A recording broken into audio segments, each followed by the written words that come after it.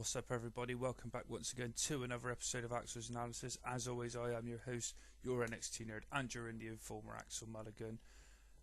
Obviously, going to be talking about NXT this week. Big thanks to everybody who listened to the previous episode on Wrestle Kingdom 9. I thought Wrestle Kingdom 9 was the perfect way to kick off the wrestling year.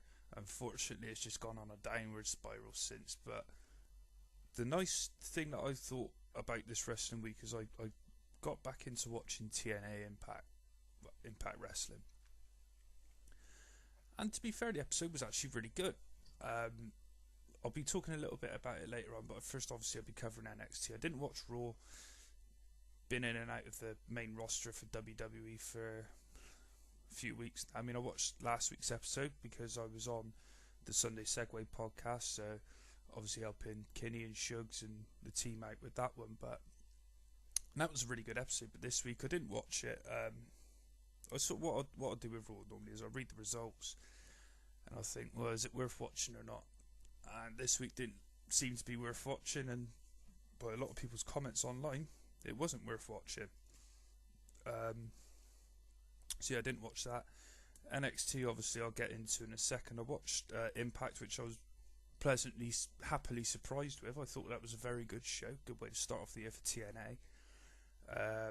And SmackDown, I watched SmackDown, and it was a decent effort as far as SmackDown goes. You know, they generally don't get the booking. The booking's not normally as good for SmackDown as it is for Raw. But I enjoyed SmackDown. You know, I think it's one of those shows where if you go into watching it with no expectations, which a lot of fans don't have any expectations for SmackDown these days, if you go into it with no expectations, you're not going to be disappointed because you don't know what to expect.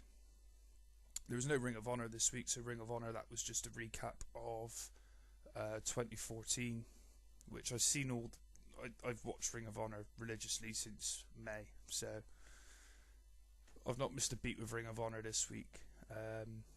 But yeah, NXT this week. Commentary team was Rich Brennan, Corey Graves and Jason Albert, and I can't help but feel that Corey Graves has started to drink the Michael Cole / JBL / Jerry Lawler Kool-Aid.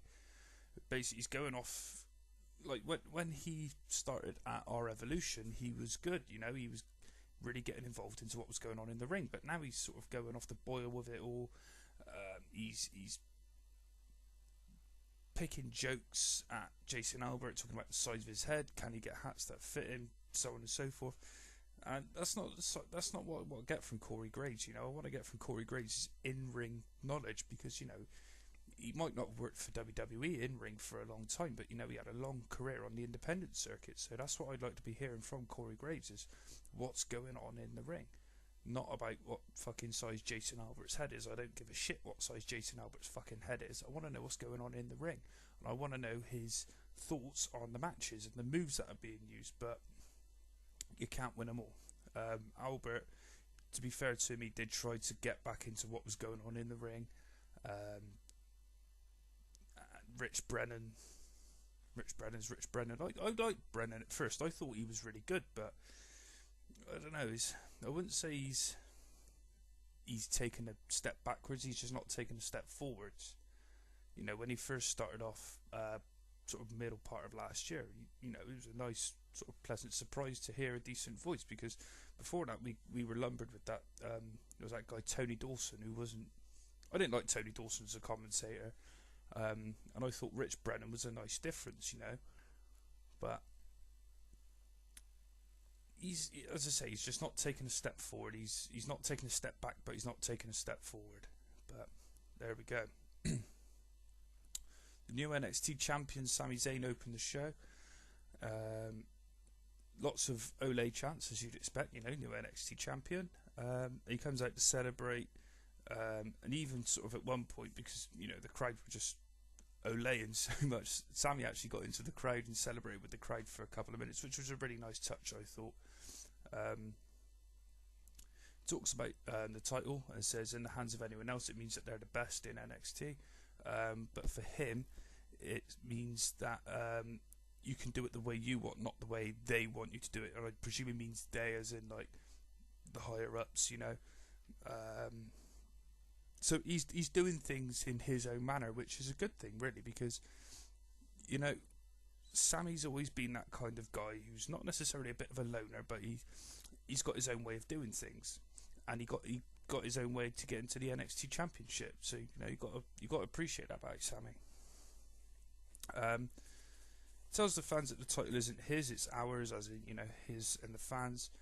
And it actually sounded like it meant something coming from Sammy, because, as I say, you know, he's always been one who's had a good working relationship with the fans over the years. He's not just one of those like hype guys who the fans get behind. Someone like a Mojo Rawley, for example. Sami Zayn is actually, you know, he's adored by the fans. He adores the fans. So, you know, when he says this isn't my championship, this is our championship, you actually believe it, because he makes a believable guy. You know, there's, as I say, there's guys like Mojo Rawley. People just get behind him just for the. I don't know why people get behind Mojo Rawley, but Sami Zayn, you know, he's, as I say, he's a believable guy. So he tells the fans that he's not just a wrestler. He's not just a WWE superstar. I hate that word. He's not just a wrestler. He's also in a band. The band called Sami Zayn and the Zaniacs, which is obviously not quite Jimi Hendrix in the Experience, but there you go. And as he says, the Zaniacs, he points to all the fans and he says, you know, they write the songs, they write the music, they write the lyrics. And then with that, you just get probably the biggest Olay chant of the night. And Sammy says, you know, I love that song. And as he says, I love that song, his voice sort of broke like Mick Foley did when he said, Adrian, I did it. Sorry, was it Adrian, I did it? I can't remember now. But his voice sort of broke Mick Foley style / Rocky style. It was quite funny, but pretty cool at the same time. He talks about how TakeOver should have been the greatest night of his life, and he says that it was, you know, until Kevin Owens, one of his best friends, attacked him. He talks about, you know, Owens actually got into the ring, literally covered in blood, sweat and tears. Got into the ring, hugged him. He called it a moment. He said it was a nice moment, which Kevin Owens spoiled when he attacked him. You know, obviously he power bombed him on the ring apron. So yeah, he talks about Owens betraying him, and he seemingly seems to issue a challenge saying that he's, you know, he's ready for a fight whenever, and he holds the belt up. And with that, Adrian Neville comes out. You know, I was half expecting that, then I was half expecting Owens as well. But Adrian Neville comes out, apologises for interrupting Sammy, and talks about their match and congratulates him for winning the championship. Sammy says he's not sure of, you know, of all the rules and regulations within NXT, you know, contractually and everything. But he believes that Neville is obliged to a rematch. And with that, William Regal comes out. There's lots of Regal chants, and Regal, being the astute gentleman that he is, really puts over both men in the ring. He says, no, this isn't about me, this is about those two guys in the ring, you know, with the effort that they put on in the ring. And he put over the main event from TakeOver, which was, you know, a brilliant touch from Regal, really. And he makes a rematch for next week on NXT. So that's the first match set up for next week. Well, obviously be the main event for next week. It would be Sami Zayn, the NXT champion, defending against Adrian Neville in a rematch from TakeOver. My worry is that they won't give them enough time. You know, it's not like Ring of Honor where you get 3 matches on Ring of Honor.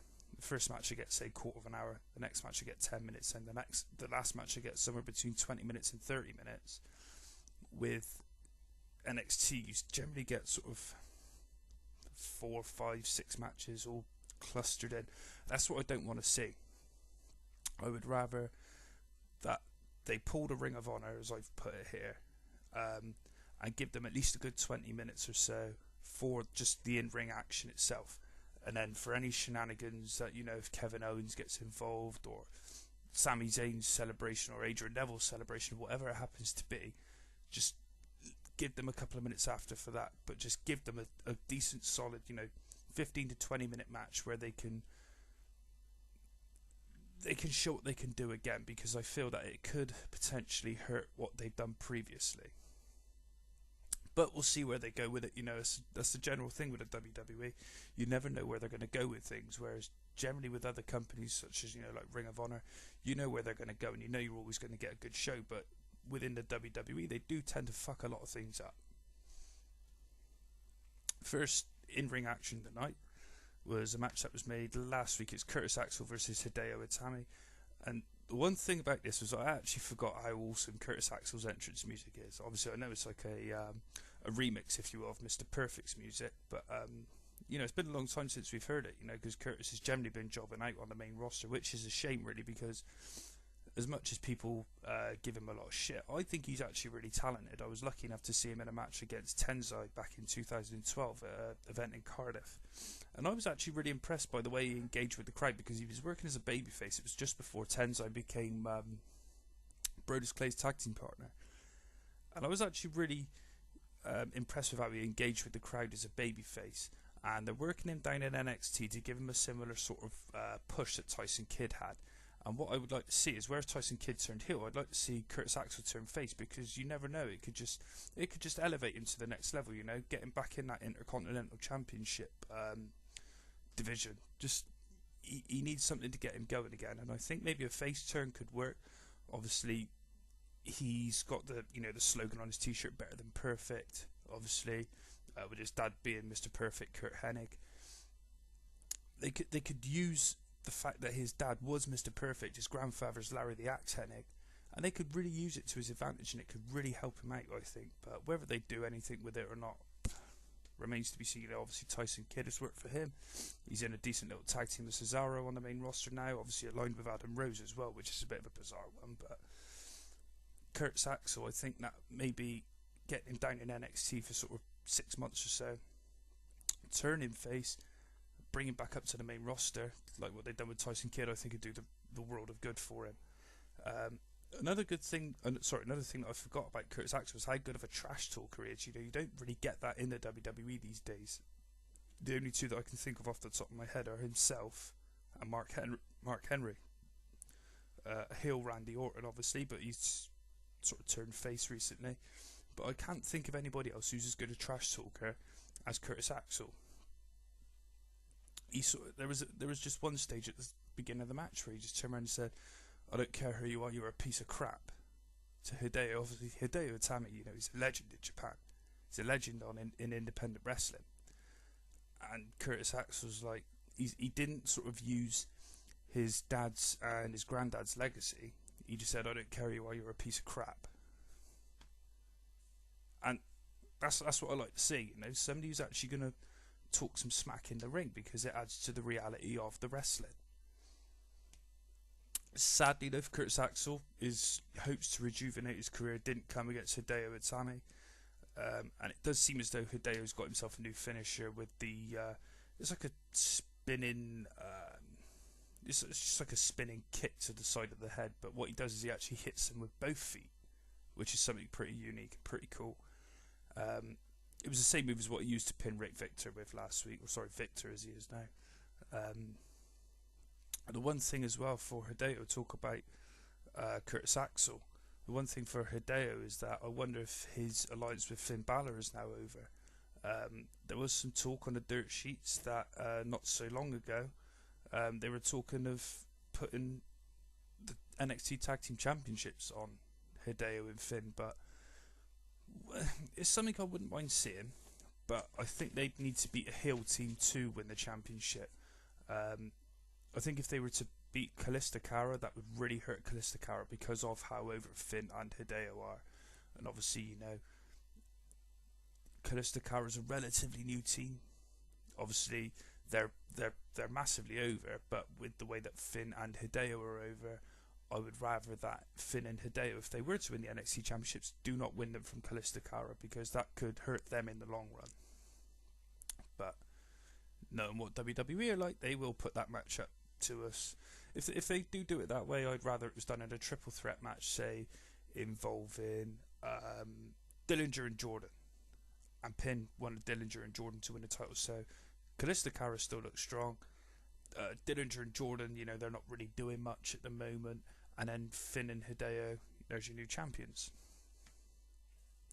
But I'll get more onto the tag division later on. Alexa Bliss versus Sasha Banks is up next. Obviously, Becky Lynch is in the corner of Sasha Banks. The story behind this match was that apparently Sasha recently broke the nose of Alexa Bliss. I don't remember hearing anything about that, so if anybody knows anything about it, just let me know. Aside from basically like an early flurry from Alexa, there wasn't really much going for her in the match. Sasha largely dominated. It was a very short match, but Sasha largely dominated it. She won with the bank statement, which I love that move. I say it all the time, Sasha Banks just keeps getting better and better and better. I think she's the one who's ready for the next step up to the main roster. A lot of people would probably say Charlotte, but I would say that Sasha Banks is probably a little bit ahead of Charlotte when it comes to the in-ring game. She's got a personality as well. But I think Charlotte's probably got that bit of star power about her. You look at her and you could tell, yeah, she's a star. And that's not just with the knowledge that she's Ric Flair's daughter. That's just sort of, you look at her and say, that is money. That's your star. I'm not saying that Sasha Banks isn't money, because she is. But I think that Charlotte is probably a bit more of a marketable wrestler than what Sasha Banks is. The commentators asked the question, where does Sasha Banks go from here after not winning the Women's Championship a few weeks back? Obviously she had 2 shots at the title, she lost them both. But I think the real question should be, where does the women's division go from here? Because I think it's fair to say that Sasha won't get another match. Bayley won't get another match. I don't think we've seen enough of a heel Becky Lynch for her to get a match. Carmella's got her storyline going on with Enzo and Big Cass. And Alexa's not ready for a shot. So where does the division go? They've sort of backed themselves into a corner now where, because the women's roster is so thin, there's no obvious choice to challenge Charlotte, really, in my opinion at least. They could look at bringing Emma down, but I don't think a face versus face match would work at this stage. I think it needs to be face versus heel. And they've recently turned Charlotte face, so I can't see them turning her heel. And Emma's too over, when she goes down to NXT, she's far too over as a face to be able to turn her into a heel. The only other way maybe turn Natalya, but that wouldn't work because she's obviously on Total Divas. That just wouldn't make any sense. And people complain about the lack of competition on the main roster in the Divas Championship division. I would say NXT is worse for competition. As much as the match quality is probably better in NXT, it's not the division. The competitiveness in the division isn't on par with the Divas division on the main roster. That's just my opinion. You know, you've got half a dozen Divas down in NXT. You've got a dozen or so at least on the main roster. But they do need to get more depth to that division because the championship doesn't seem credible to me at the moment. So they need more depth within the roster to make the championship seem more credible and more marketable. Whether they do that or not, I don't know. I don't know what they've got in the pipeline for people to come through. I know Devin Taylor's been working a few live events as a wrestler, but whether they want to do that with her, because I think she does a good job backstage. But again, it doesn't address the situation for the need of heels down in NXT, unless they're looking at getting Carmella more over as a heel and then sort of push her a month before the next live show. I hope they don't, because I don't think Carmella's quite ready for it yet either. And I think obviously the feud that she's got going on with, or not the feud, sorry, the storyline that she's got going on with Enzo Amore and Colin Cassidy, that needs some sort of payoff at the next show. But we'll see. That just seems to be the common thing with WWE. It's just a case of we'll see. Whereas, as I said earlier, you know, companies like Ring of Honor, you know exactly where they're going and exactly what they're going to do with things. In WWE, it's just we'll see what they're going to do. Tyler Breeze versus Chad Gable was up next. Chad Gable making his debut, former Olympic wrestler for the USA wrestling team. And this match was, in my opinion, booked completely wrong. Gable was over with the crowd to begin with, which was pretty cool to see because, as I said, it is his TV debut. And whoever the fuck it is in the crowd who keeps fucking screaming, like, I'm going to use one of the most cringe-worthy words possible now, fangirling, whoever screams like a fucking fangirl, stop fucking doing it. I understand the enthusiasm for the product, I get that. What I don't like is how fucking annoying it is. It was always done when Bo Dallas was down there. For whatever reason, I no fucking idea. But just... I listen to it generally with headphones on and it fucking bursts a hole through my eardrums. Fucking stop it.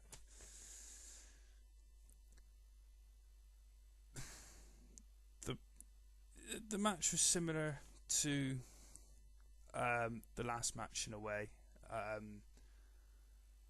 where Gable, he had some decent offense early on. Breeze picked up the win. Gable, though, he was able to show a bit more wrestling acumen than what Alexa Bliss was able to in the last match, which was pretty cool. But I think it should have been booked more like... Remember the John Cena versus Kurt Angle match from 2002, John Cena's debut? I think it should have been booked more like that, where you make Gable look strong in defeat, because here is just like nobody's going to remember him in 2 weeks' time if he's not on TV. The way it was done, Gable, he was sort of had a few headlocks on early on. He actually he had a cross arm breaker over the rope, similar to what Del Rio used to do at one stage, which I thought was a pretty cool move. And then straight after that, whack, the beauty shot from Tyler Breeze, 1, 2, 3. But as I say, I think it should have been booked more like the John Cena versus Kurt Angle match from I think it must have been about June 2002, where Cena got a lot of near falls, but Kurt was able to pick up the win. I think it should have been done like that. But I don't book NXT, I don't book WWE, unfortunately, because there's a lot of fucking things I would change. Yeah, as I say, Breeze won with a beauty shot. After the match, there was Breeze was sort of doing all his selfie shit with his phone, and there was like a figure in the background. I don't know if it's like a balcony or something in Full Sail, sort of opposite the ramp, but there was a figure sort of seemed to pull back curtains, and the commentators are saying, "Well, who's that? Who's that? What's that? What's that?" Corey Graves said, "I don't know. I wouldn't like to find out." Corey Graves, you were a badass in the ring, man. Fucking man up. It was Marcus Louis. They were playing dumb to it. Again, this one, we'll see what they do with it. There's obviously going to be a match at some stage between Tyler Breeze and Marcus Louis, where Tyler Breeze is probably going to pick up the win, and Marcus Louis goes back to fucking stalking people through curtains. Dirty fucking pervert. Main event time. NXT Tag Team Championships on the line. Kalisto Cara versus the Vaudevillains. The Vaudevillains, remember, they got their rematch because the wrong man was pinned at TakeOver. And this wasn't a bad match, to be fair, but it was just very generic for WWE. I think I'm pretty much fucked when it comes to tag team wrestling in WWE, because I watch so much Ring of Honor, and the way they book their tag division, well, not only Ring of Honor, things like New Japan as well, and Pro Wrestling Guerrilla, companies like that, the way they book their tag matches are a lot more entertaining than what WWE tag matches will ever be, with the exception of the Shield versus the Wyatts from Elimination Chamber last year. But as I say, I'm pretty much fucked when it comes to tag team wrestling in WWE, because I can't win. Rich Brennan impressed me, actually, because he name dropped George Hackenschmidt in the match, which I thought was pretty cool, when he was sort of referring to the Vaudevillains. However, I think if I'm going to pick the bones out of it, Brennan could have used Frank Gotch, but maybe he just hasn't listened to episode 15 of Axel's analysis yet. So Rich Brennan, that's got to be next on your list if you're listening to this, son. Episode 15, where I'll go through Frank Gotch, because I believe Simon Gotch is named after Frank Gotch. I might be wrong, he might be named after Carl Gotch, but I'm pretty sure I've read that it's Frank Gotch that he's named after. But yeah, Rich Brennan, if you want to load down on Frank Gotch, episode 15 of Axel's analysis on YouTube, get on it, son. The end of the match was really cool. Hunakara and Aiden English were legal in the ring. English pushed Hunakara into the ropes, but he was a little bit too near to Kalisto, who managed to make a blind tag. Hunakara then he went through into a roll up on Aiden, and he picked him up one-handed and balanced his ass on his left hand, and Kalisto, he dived off of the top turnbuckle and hit a clothesline, but the way it was done was that Aiden's back was to Kalisto as he was diving out of the corner, and he sort of hit he did a corkscrew dive out of the corner, and he sort of cut back with the clothesline to go back towards the corner, which I thought was really fucking cool. You know, I've not seen something like that before. And Kalisto, you know, he's just going from strength to strength at the moment, and he's got the right partner to do it with, because as much as people will always shit on the Sin Cara gimmick, or Hunakara as I like to call it for the Mystico days, Mr. Cara, Hunico is the much better, I think the much better choice for the character. I remember back when Hunico took on the gimmick initially back in 2011, I was very much opposed to it because I thought, well, no, let's just give this guy a chance, and they didn't do it. But I'm starting to see where they were coming from now, where they wanted to give him a chance. As I said, I was against giving him a chance, but I think he's flourished in the role. It's a shame because I like the Hunico character, but I think as Sin Cara, he's doing brilliant. He even fucking beat Bad News Barrett on SmackDown this week, the new Intercontinental Champion. You know, so somebody's got to see something in him, because they wouldn't have had him beat Barrett clean. They wouldn't have him as an NXT Tag Team Champion. The question now for the division is, again, it's the same as the women's division. Where do they go next? You know, there's probably as many fucking tag teams as what there are women in NXT. And I've got reasons here why I'm not going to give guys a tag team title shot, and I'm going to run through the teams that are down there. The Vaudevillains just had 2 shots at the title, back of the line. Enzo and Cass, obviously in the storyline with Carmella, not going to happen. The Mechanics, Dash Wilder and Scott Dawson, we've not seen enough of them yet, so I don't think that they've warranted a tag team title match. Jason Jordan and Ty Dillinger, probably the likeliest of all the teams, I would say, because I just haven't got reason to not give them a title match, maybe aside from that they barely win. Buddy Murphy and Wesley Blake, they've not actually won a match yet, so they've not. As much as I love Buddy Murphy and Wesley Blake as a team, and I know Kinney from the Sunday Segway podcast, he completely agrees with me, he loves them as well. But we've not seen enough of them yet, and they've not won a match. So just get on the winning track, and then you get your tag team title match. And the only other team, as I mentioned earlier, Finn Balor and Hideo Itami. But as I said, I think they're too over to face Kalisto Cara in a standard 2 versus 2 tag team match. I think if they were to win the championships, there would have to be another team in the match, and I would go with Dillinger and Jordan. But the tag division is looking very weak again. I mean, it was weak during the Ascension's reign, very, very weak during the Ascension's reign. I mean, don't get me wrong, it's much better now, but they're not promoting enough of these teams. You know, you need to have matches, you know, like Buddy Murphy and Wesley Blake versus the Mechanics, those kinds of matches, you know. I think Buddy Murphy and Wesley Blake would work better as a babyface team.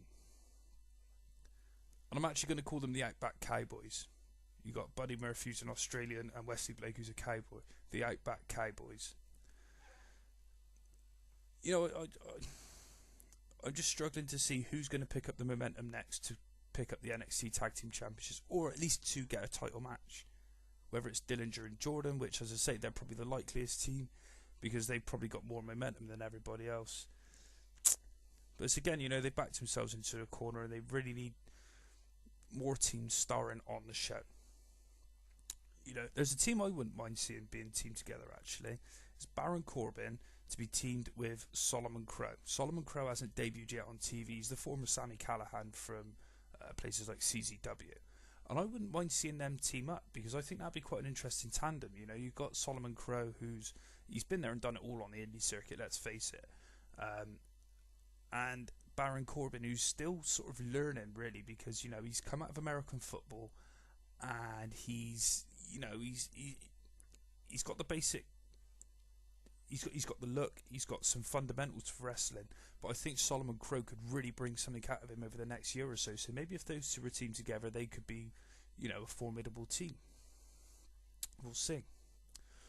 Overall rating of the show, not good. Not a good show for me. I've given it 4 out of 10. And their usual standards were just dropped massively.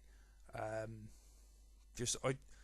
say I didn't enjoy the show. I enjoyed aspects of it, but I just didn't get into it as much as what I normally do. And as you just heard, I've ranted on most of the fucking things what happened on the show, which isn't. I know I normally pick something to rant at, but apart from the opening segment, did I rant about anything else? Curtis Axel and Hideo Itami, I don't think I ranted, but everything else was just something sad, something for me to bitch about, basically, which isn't good because NXT is the best product that WWE puts out, and I haven't spoken to anybody yet about the show, but if anybody's of any different opinions to me, just leave something in the comments below, or send me a message on Twitter at Axel Mulligan or at Axel's Analysis. Just let me know your thoughts on the show. I didn't enjoy the show. I say I didn't enjoy the show again. I didn't think the show was as good as it should have been. Anyway, we've got 4 matches announced for next week. We've got a women's tag team match, Natalya and Charlotte versus Sasha Banks and Becky Lynch. Baron Corbin versus Bull Dempsey, finally. Tyson Kidd versus Finn Balor in a rematch from 2 or 3 weeks ago, I think that was. And Sami Zayn versus Adrian Neville for the NXT Championship. So that card looks pretty solid, something to look forward to. The problem is, I think, is that they've got 2 matches with top wrestlers in. I think that Tyson Kidd and Finn Balor should have been put on a different show to Sami Zayn and Adrian Neville, because Tyson Kidd versus Finn Balor should be main event in the show, and they should be given a good 15-20 minute slot. Same as Sami Zayn and Adrian Neville should be main event in the show, which obviously I'm sure it will. And they should be given 15-20 minutes to wrestle. But I think Tyson Kidd versus Finn Balor should have either been this week or the week after next. But as I said, I don't book NXT, and if I did, there'd be a lot of things done fucking differently. Mentioned earlier about TNA's return this year. So if anybody's not seen it, spoiler alert, close the fucking web browser down now, or whatever you're doing. If you don't want to listen to what happened on the show, I'm giving you 5 seconds. Anyway, TNA Impact Wrestling. It's the first time I've watched it since the departures of Sting, AJ Styles and Hulk Hogan around this sort of time last year. And I must admit, I really enjoyed it. Very unique way to kick off the show. They basically had a fucking brawl on the streets of New York between all of the wrestlers, and it was actually started by Kenny King. Decided just to, Bobby Lashley and Bobby Roode were face to face. Kenny King just comes by and basically is like, fuck this, and just, he smacked Bobby Roode, and fucking everybody started then. All titles were on the line on the show, as made by the former director of wrestling operations. I think his job title was Kurt Angle, and I say former because he's now back on the active wrestling roster, which I don't particularly think is a good move given his neck injury history and the fact that he really should be. He shouldn't be wrestling at this point in his life, I don't think. But hey ho, Kurt Angle, he made the first match of the he made all the matches, but the first match of the night was a street fight between him and MVP. It wasn't a street fight as such. MVP used a chair on Kurt Angle's knee a couple of times, and that was about as much of a fucking street fight as it was. But for the match that it was enjoyable, I thought. Kurt Angle picked up the win with the Angle Slam. Decent match, I thought. Next was the Revolution. It's my first time seeing the Revolution. James Storm and Abyss. James Storm, he did an interview beforehand with Mike Tenay, and he just looked really fucking psychotic. And I even put it out there on Twitter at the time when I watched it. I thought that was fucking brilliant. I've not seen that side of James Storm before, but I thought he was really good. So he and Abyss retained their TNA World Tag Team titles against the Wolves. I don't like the name the Wolves. I prefer the American Wolves, but that's probably because I'm going back through all the old Ring of Honor stuff when they were the American Wolves. Me picking at bones, but they are one of the top tag teams in the world right now, and rightly so. That they had a tag team title match. They basically won. There was interference by Manic, Sanada, and the Hardy Boys. Jeff basically accidentally clocked, I think it was Edwards, he accidentally clocked Edwards in the face, which allowed Storm to hit the last call. So the Revolution retained. The next match was, for me, it was a wrestling purist dream match. It was Austin Aries versus Low-Ki for the TNA X Division Championship. Another really enjoyable match, and surprisingly to me, Aries picked up the win with a brainbuster. So he's now a 6-time X Division champion. I mean, fucking hell, 3 years ago, 2 years ago, whatever it was, he was a 1-time X Division champion, just had the longest reign in the company's history. So I don't know what's happened in the last year or so, because I think when I stopped watching it, he'd had 2 X Division title reigns. But I don't know what's happened over the last year, but obviously he's fucking... that thing must have been passed around like a fucking hot potato. I think it was at this point in the show where there was a segment between EC3 and Jeremy Borash. Jeremy Borash was in the ring. EC3 came out. It basically called out Tyrus, the former Brodus Clay, who then was throwing Rockstar Spud around like he was, well, like a fucking sack of spuds. He beat the piss out of Spud. Jeremy Borash tried standing up for Spud, saying, look, you know, don't you think that's enough? Don't you think you've done enough to him? EC3 obviously didn't agree with that, and he set Tyrus on him, basically. Tyrus beat the piss out of Jeremy Borash. He had a splash into the corner, and where EC3 was about to shave off Rockstar Spud's hair, instead he decided to shave off JB's hair. Where they go with it, I don't know where they go with it. Maybe I think it's something more so to put Tyrus over as a monster. But where they go with that, I'm not really too sure, because I don't see Jeremy Borash getting in the ring for a match unless anybody's going to come out to help Spud, which I think they would be pretty cool if they did that, really. But maybe someone like Mark Andrews, he's just signed for TNA. Who knows? Knockouts Battle Royal was next. The final 3, there was like all the knockouts minus Brooke Tessmacher. The final 3 were Gail Kim. She was eliminated by Havoc, who was then eliminated by Taryn Terrell, like pretty much straight away. So Taryn retained, but she was taken out by Havoc afterwards. And then after Havoc's attack, she sort of stood there in the ring, sort of in all her glory, so to speak. The lights went out for probably a good 10-15 seconds, and when they came back on, fucking Awesome Kong was stood in the ring, nose to nose with Havoc, and I just thought, fucking just get it on, because that's the kind of, you know, they're both good wrestlers, you know, I wanted to see the fucking fight, but they managed to get Havoc out of the ring, and Awesome Kong ended up fucking choke slamming Brian Stifler, which was fucking hilarious. The main event was for the TNA World Heavyweight Championship between the two Bobbies, Rude and Lashley. It kind of reminded me of, at the start, Brock Lesnar versus The Rock from SummerSlam 2002. You know, Bobby laid the title out on the floor, as The Rock did, took off his jacket, and he just fucking ran to the ring, and they started going at it. And the match itself as well, there was a point where Rude couldn't knock Lashley down, and it reminded me towards the end of the Rock versus Brock match, where Rock couldn't knock Brock down. And I remember Taz on commentary saying, go low, Rock, go low, Rock. And he didn't say it as much on this time, but I just knew it was coming, where he was going to knock him down eventually with a clothesline, and he fucking did. Anyway, the match was sort of quite finely poised, really. MVP and Kenny King came down to the ring, but they had 2 masked men with them.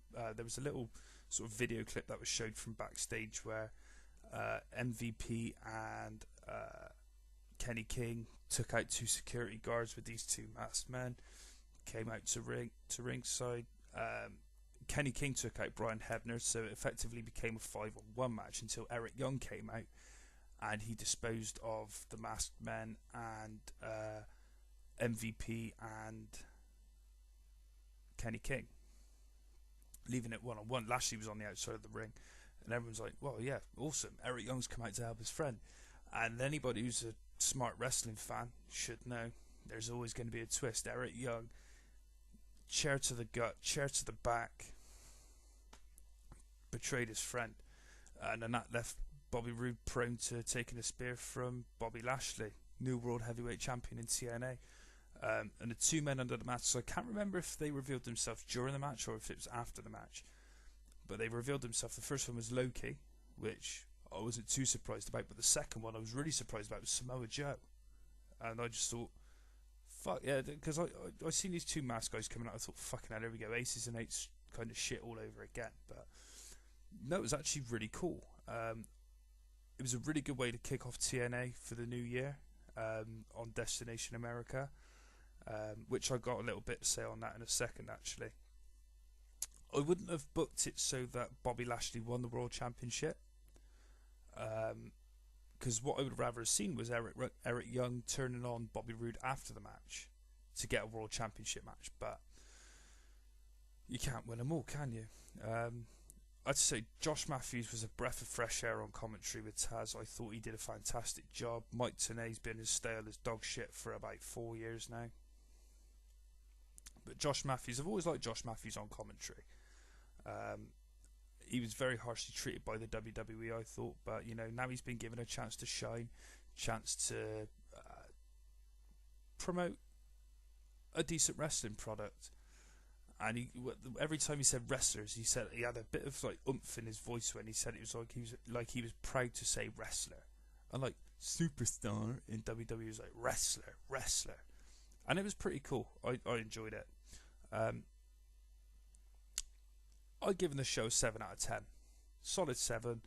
The crowd was awesome all night as well, to be fair. New York crowd in the Manhattan Center, you got to appreciate the New York crowds as much as, I would say the Chicago crowd is probably the number one crowd in the States. I would say Chicago, Philly, and New York are the top 3 crowds in the States. I don't know, Tim would appreciate me adding Philly to that list. But no, I really enjoyed the show. But what I would like to see, Destination America apparently comes on a premium package in the States. Over here, we get it on Challenge TV, which I believe I don't have Freeview, but I believe it's on Freeview, so we don't pay for it over here. I would get it as part of my cable package anyway, which is just part of the bog standard package that I get. But what I would like to see is, obviously Destination America isn't available to everybody for whatever reason, I'm not too sure. What if they were to give a membership subscription viewing option, an online option to the fans, similar to like Ring of Honor? I think that could work. I know everybody would sort of be saying, well, copying the ideas of the WWE network, but it wouldn't be, because they'd be putting their shows on there as they're on TV. I think it could work. You charge maybe say $10 a month, $12 a month. I don't know what a fair rate is for that kind of product, but I do think that it could work. I put it out there on Twitter, I put it out there on Facebook as well, but didn't get many replies. But if anybody's listening, anybody's got an opinion on it, just let me know. Leave a comment below. Get at me on Twitter or on Facebook or wherever. But I think that could work, and I've been watching a lot of things online recently, reading a lot of things where people are saying, well, I'm not really willing to pay the premium package just to get Destination America, which is effectively like a fucking pay-per-view price when you break it down, if you're not going to use the other channels or watch other programs on Destination America within that package. So you're basically fucking paying a pay-per-view price just to watch a weekly wrestling show. And I don't know the guy's name, I can never remember the guy's name, but he posted a video yesterday saying, why should I go out of my way to find TNA when TNA should be going out of their way to bring me the product? And he was right. I can't remember the guy's name now. There's lots and lots of videos online. He's a very, very clever guy, actually. I just can't remember his fucking name. But he was saying, why should I go out of my way to find TNA? Why can't TNA go out of their way to bring their product to me? That's what you should be doing as a company, is bringing your product to your fans. Not hoping that your fans are going to go out there and find it or pay an additional however much a month to fucking view your product. But yeah, that's just my 2 cents on it, so to speak. As I say, if anybody's got any other opinions, just let me know. Leave a comment, tweet me, send me a message on Facebook, whatever you want to do.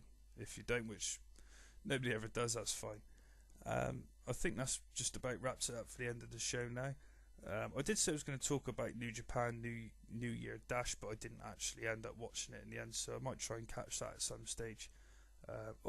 One bit of news actually came out this week was the WWE Network is out here January 19th, but they haven't actually given a time.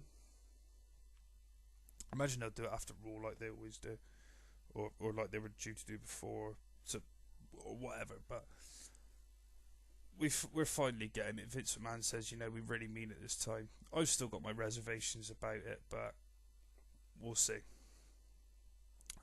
I will be getting it. I sort of backtracked a little bit simply because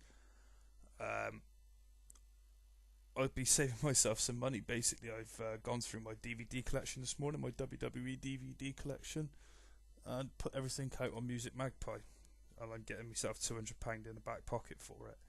So that pays for pretty much 2 years service for the WWE Network. I'm not complaining. And then also it's another avenue to get a hold of NXT because they've taken it off of Sky Sports, as I had a rant about a couple of weeks ago, but fuck you, Sky Sports. Anyway, that is the end of the show. As always, make sure you look for me on Twitter at Axel Mulligan and at Axel's Analysis.